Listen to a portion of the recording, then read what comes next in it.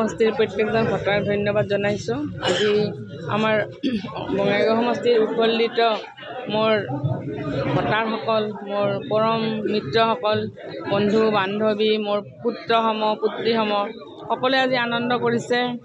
সকলোৱে ঢোল বজাই আনন্দ কৰিছে। তেওঁলোকে মোক ফুল দি সম্ভাষণ জনাইছে।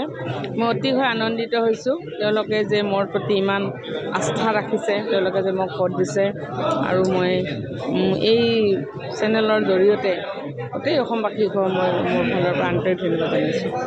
এই মুহূৰ্তত আপোনাৰ চাৰিওদিশে দেখিছোঁ কেৱল মহিলা, পুৰুষক কি বঞ্চিত কৰিব নেকি আপুনি? নাই নাই, সকলো আছে, পুৰুষ মহিলা সকলোৱে আছে, মানে সকলো আছে, আৰু এতিয়া অকল মহিলাই নহয়, পুৰুষো আছে। অহাকালিৰ প্ৰথমটো কাম কি হ'ব আপোনাৰ?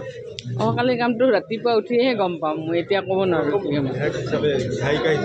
প্ৰথম ৰাইজক মই লগ কৰিব লাগিব। প্ৰথম হৈছে মই ৰাইজক লগ কৰিব লাগিব। বহুতো মানুহ আহিব আমাৰ বঙাইগাঁও সমষ্টিৰ লগ, তেওঁলোকৰ লগত কথা বতৰা পাতিব লাগিব।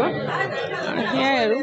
আপুনি যথেষ্ট পৰিমাণে কিন্তু এই নিৰ্বাচনত কেইদিনমান বঙাইগাঁও সমষ্টিৰ বিভিন্ন প্ৰান্তত কৈছে। বঙাইগাঁৱৰ প্ৰথম তিনিটা সমস্যা কি দেখিবলৈ পাইছে, আৰু এই সমস্যাবিলাক কেনেকৈ আপুনি মানে সমস্যাবিলাক? এই মুহূৰ্তত সমস্যা মই এটাই দেখিছোঁ যে সকলোৱে কৈ আছে অৰুণোদয় পোৱা নাই, এইবোৰ যে পোৱা নাই, এইবোৰ কথাই বিশেষ কৰি কৈ আছে। আগন্তুক দিনত আমাৰ যিবিলাক আঁচনি আছে সেইবিলাক মানে ৰূপায়ণ কৰাৰ ক্ষেত্ৰত মই সহায় কৰিম ৰাইজৰ।